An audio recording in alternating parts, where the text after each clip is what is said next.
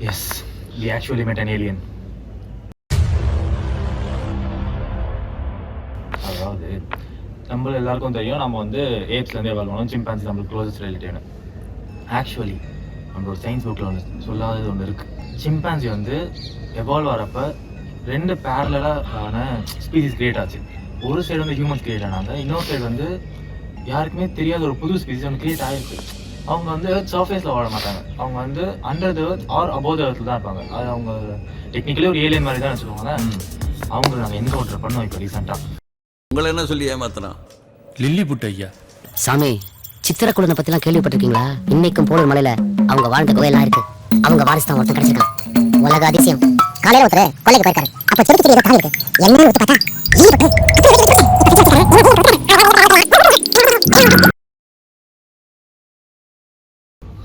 So அவங்க வந்து ஒரு செட் ஆஃப் கொஸ்டின்ஸ் எங்கிட்ட கேட்டிருந்தாங்க. அதுக்கு கரெக்டான எங்களுக்கும் தெரியாதனால நாங்கள் அந்த ஓப்பன் கொஸ்டின்ஸ் அதை உங்ககிட்ட கேட்குறோம். அது ஆன்சர் தெரிஞ்சால் நாங்கள் திரும்ப எடுத்து போய் அவங்க கிட்ட சொல்லிடுறோம். Okay, so this is the lore for this video.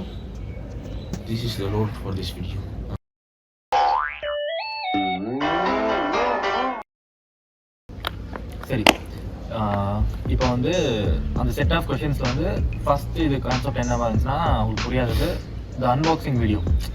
Like அந்த அன்பாக்சிங் வீடியோட கான்செப்டே உங்களுக்கு புரிய மாட்டேங்குது. லைக் நீ வந்து எவ்வளோ ஒரு வெட்டியாக இருந்தனா ஒரு அன்பாக்சிங் வீடியோ பார்த்துட்டு இருப்ப. ஒரு பொருள் வாங்குறீங்க, அதோட யூஸ் என்னன்னு உங்களுக்கு தெரிஞ்சிருக்கா போதும். ஆப்வியஸ்லி லைக் அது தெரிஞ்சு தான் வாங்க போகிறீங்க. அதை அன்பாக்ஸ் பண்ண தெரியாமையா வாங்குறீங்க அப்படின்றது அவங்க எங்கிட்ட கேட்ட கொஷின். இதுக்கு வந்து எங்களுக்கு தோணாத ஒரு சொல்யூஷன் ஒன்று இருக்குது. ஸோ பாக்ஸ்குள்ளே யூசர் மேனுவல் இருக்கும்ல, அந்த டிவைஸை யூஸ் பண்ணணும். இனிமேல் நம்ம பாக்ஸ் மேலே வந்து ஒரு அன்பாக்சிங்கான யூசர் மேனுவல் ஒட்டிட்டோம்னா, பாக்ஸ் மேலே அதை ஒட்டிட்டோம்னா அதை பார்த்து இவங்களே அன்பாக்ஸ் பண்ணிட்டோம். இதுக்கு ஒரு வீடியோ, அதுக்கு ஒரு செட் ஆஃப் ஆடியன்ஸு டெக் பாக்ஸ் அடிக்கிறியா அடிப்போம். இப்போ வந்து 2வது ஒரு செம்மையான கண்டென்ட் கிடச்சிருக்கு. அது என்னன்னா நீ அந்த சூப்பராக மாதிரி பேசினிருக்க, சூப்பரான ஒரு கடவுள் கிடச்சிருக்கு ஃப்ரெண்ட்ஸ். என்னன்னா செகண்ட் கான்செப்ட் உங்களுக்கு எது ரொம்ப கன்ஃபியூசிங்காக இருக்குன்னா, என்ஜாயிங் ஃபயர் ஒர்க்ஸ் பட் வார். இதோட இது ஆக்சுவலி எங்களுக்கே ஒரு நல்ல ஐடியாவாக தோணுச்சு அவங்க சொன்னதுக்கப்புறம். சரி, நீ இப்போ வந்து தீபாவளி இல்லைன்னா ஒரு நியூ இயர்னா என்ன பண்ண போற? என்ன பண்ணுற ஒரு சவுண்டு, ஒரு லைட், ஏதாவது ஒரு பட்டாசு, ஒரு கிராக்கர்ஸ் வச்சு ஏதாவது கொண்டாடுவேன். அப்படி தானே பண்ணுவேன். இதையே நம்ம பெரிய லெவலில் பண்ணுறது செலிப்ரேட் பண்ணலாமே, வார்ஸ். ஓ, இப்போ நீ என்ன சொல்ல வரேன்னா அவனுங்களுக்கு அந்த வார்ஸ் பார்க்கலையும் ஏன் இவங்க செலிப்ரேட் பண்ண மாட்டேங்காங்க அப்படிங்கிற மாதிரி ஒரு டவுட் வருது. நான் என்ன சொல்றேன்னா, இனிமே ஏன் நம்ம எல்லாரும் என்ன பண்றோம், இந்த மாதிரி செலிப்ரேட் பண்றதை எம்ப்ரேஸ் பண்றோம். வார் வரப்ப எல்லாரும் ரொம்ப டல்லா இருக்கும். லைக் ஏன் வார் அப்படின்னு வார் பண்றப்போ சந்தோஷப்படுங்க, என்ஜாய் பண்ணுங்க. Embrace war not peace. இதனாலதான் நம்ம உள்ள எப்பவுமே ஒரு வெஸ்ட் வச்சிருப்போம். சரி, இப்போ வந்து தேர்ட் கான்செப்ட் என்னன்னா வாட்சிங் F1 லைவ், ஃபார்முலா 1. லைக் இது வந்து எங்களுக்கே வந்து ஆக்சுவலாக கொஞ்சம் கன்ஃபியூசிங்காக தான் இருந்துச்சு. என்னன்னா ஃபார்முலா 1 லைவாக பார்க்கறதுன்றது ஒரு ரிச் பீப்புளோட ஃப்ளெக்ஸ் மாதிரி ஆயிடுச்சுன்னு வச்சுக்கலாமே. நார்மலாக இருக்க ஸ்போர்ட் எல்லாத்தையும் நீங்கள் வந்து லைவாக பார்க்குறீங்கன்னா ஒரு ரீசன் இருக்கும், ஒரு மீனிங் இருக்கும். லைக் கிரிக்கெட் பார்த்தீங்கன்னா ஃபுல் ஸ்ட்ரீம் உங்களால் பார்க்க முடியும். ஃபுட்பால் எல்லாத்தையுமே வந்து ஃபுல் ஸ்போர்ட் உங்களால் லைவ்ல வந்து ஒரு எக்ஸ்பீரியன்ஸ் இருக்கும். நீங்கள் ஃபார்முலா 1 பார்க்கறது எப்படி தெரியுமா இருக்கும்? ஒரு பெரிய ட்ராக்ல ஒரு சின்ன கார்னர் சீட் உங்களுக்கு கிடைக்கும். அந்த சின்ன கார்னர் சீட்ல லைக் மேபி ஒரு 1 செகண்ட் நீ கார் பாஸ் ஆகிறத பார்ப்ப. அவ்வளோதான். அதுக்கப்புறம் கார் எங்க இருக்குன்னு தெரியாது. ஓகேவா? நீ உனக்கு ஒரு ஃப்ரெண்டு கால் பண்ணி கேட்கறான்னு வச்சுக்கோங்க, நீ மேப்ல தானே இருக்க, எப்படி போயிட்டு இருக்குன்னு கேட்கறானே, அவன் தான் உனக்கு ஆன்சர் சொல்ற மாதிரி இருக்கும். ஆமா, டிவில பாக்குறவனுக்கு நீ என்ன பண்ணுவ? இல்லாட்டி நீ அதை விட அங்கேயே போய் நீ என்ன பண்ணுவா, அங்க உள்ள ஸ்கிரீன்ல தான் நீ பாத்துக்கலாம். நீ வீட்டுல உட்காந்து பாத்துக்கலாமே. அதானே. ஸோ இந்த கான்செப்ட் எங்களுக்கும் புரியல. நீங்கள் யாராவது F1 லைவாக பார்க்குற ஆடியன்ஸாக இருந்தீங்கன்னா, so please do let us know what is the reason. The obsession with horoscopes. இப்போ அந்த சில பேர் இருக்காங்கடா, ராசி பலன் காலைல எழுந்தவொடனே ராசி பலன் பார்த்துட்டு தான் அன்னைக்கு என்ன கலர் ட்ரெஸ் போடுவான்றதையே டிசைட் பண்ணுவானுங்க. அந்த மாதிரி இருக்கானுங்க. இப்போ இது என்ன பண்றாங்கன்னா, நைட்டு தூங்கும் போதே எடுத்து பக்கத்துல கேலண்டர் வச்சுக்கிறாங்கடா. காலையில இருந்து கேலண்டர் பிடிச்சிட்டு இந்த ராசி சரி அப்படின்னு சொல்லி எழுதிக்கிறானுங்க. ஸோ அவனுங்க என்ன கேட்டாங்கன்னா, லைக் அந்த டிஃப்ரெண்ட் ஸ்பீசிஸ், அந்த ஸ்பீசிஸ்க்கு வந்து கொஞ்சம் வியர்டா பட்டுச்சு. என்னன்னா லைக் எங்கேயோ அலைனா இருக்க ஸ்டார்ஸும் நீ போடுற ட்ரெஸ் கலருக்கும் என்னடா சம்மந்தம்?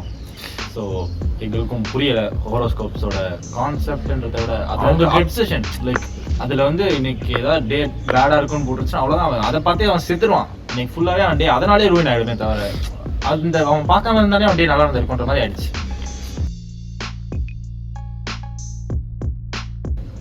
நெக்ஸ்ட் கன்ஃபியூசிங் ஒரு டாபிக் என்னன்னா கிளிக்கிங் பிக்ஸ் ஆஃப் ஃபுட்.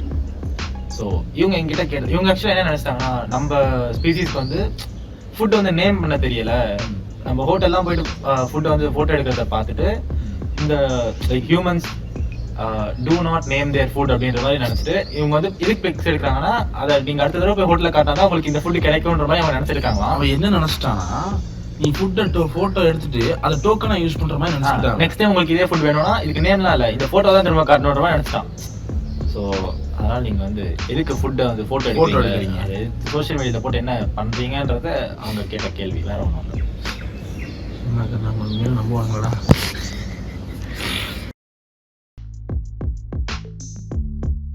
இப்போ வந்து நெக்ஸ்ட் கன்ஃபியூசிங் டாபிக் என்னன்னா clicking pics with animal filters. அதாவது அவங்களுக்கு என்ன கொஸ்டின் இருந்துச்சுன்னா, அவங்களும் நம்மளும் சிமிலர்ன்ற மாதிரி அவங்க நாம வந்து டாக் ஃபில்டர் கேட் ஃபில்டரை ஸ்னாப்சாட்ல யூஸ் பண்ணி பிக்ஸ் எடுக்கிறத அவங்களுக்கு எப்படி பாக்குறாங்கன்னா, நம்மளுக்கு இந்த எவால்வ்மெண்ட் பிடிக்கல, நீ எதுக்கு உனக்கு சிம்பிள் வந்து பிடிக்கல, சோ நீ எல்லாம் திருப்பி டாக்கு போற அப்படின்னு நினைச்சிட்டு அவங்க பாத்துக்கிறாங்க. அவங்க வந்து இவங்க ஏன் இது பேக்வர்ட்ஸ் எவால்வ் ட்ரை பண்றாங்கன்ற மாதிரி அவங்க நம்ம பாக்குறாங்க. அது அவங்களுக்கு சொல்லி புரிய வைங்க ஃபில்டர்ஸ். ஸோ நீங்க வந்து அதை கியூட்டா பண்றீங்க அப்படின்னு அவங்க கிட்ட புரிய வைங்க. நினைச்சிருப்பான் புதுசா பாத்துக்கிறாங்க. அந்த போட்டோ எடுத்து வந்தா ஞாபகம் வந்துச்சு, வீகன்ஸ்க்குலாம் இனிமே நீ போட்டோ எடுக்கணும், போட்டோ எடுத்து உங்களுக்கு தான் சரி ஓகே. இப்போ வந்து வீகன்ஸ்க்குலாம் நீங்க போட்டோ எடுத்து கொடுக்குறீங்கன்னா சே சீஸ்ன்னு இனிமே சொல்லாதீங்க, அவங்க கொஞ்சம் அஃபென்சிவா இருக்கலாம் மேபி. ஸோ இனிமே நீங்க என்ன சொல்றீங்க, அந்த போட்டோ எடுக்கிறப்ப சே சோயாபீன்ஸ் அப்படின்னு சொல்லிடுங்க. இது இல்ல அடுத்த அந்த எல்லாத்தையும் வீகன் அடிக்கலாம். இப்போ என்ன க்ளூஸ்ல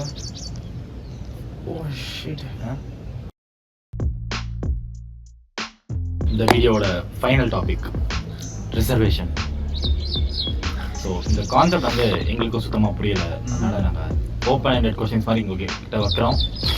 அவங்க என்ன கேட்டிருந்தாங்கன்னா, ரிசர்வேஷன் இருக்கு இப்போ இந்த சிஸ்டம் எப்படி இருக்குன்னா, இந்த திங் அழிக்கணும், இது கேஸ்ட் ஓகேவா, இந்த திங் அழிக்கணும், ரிசர்வேஷன் இந்த திங் இவங்க வச்சிருக்காங்க. இப்போதைக்கு இந்த ரிசர்வேஷன் சிஸ்டமே எப்படி இருக்குன்னா, சர்டன் பீப்புளுக்கு சர்டன் மார்க்ஸ் எடுத்தா போதும் அப்படின்ற மாதிரி இருக்கா, இந்த சர்டன் பீப்புளுக்கு அவங்களோட அதிக மார்க்ஸ் எடுக்கணும் அப்படின்ற மாதிரி இருக்கா.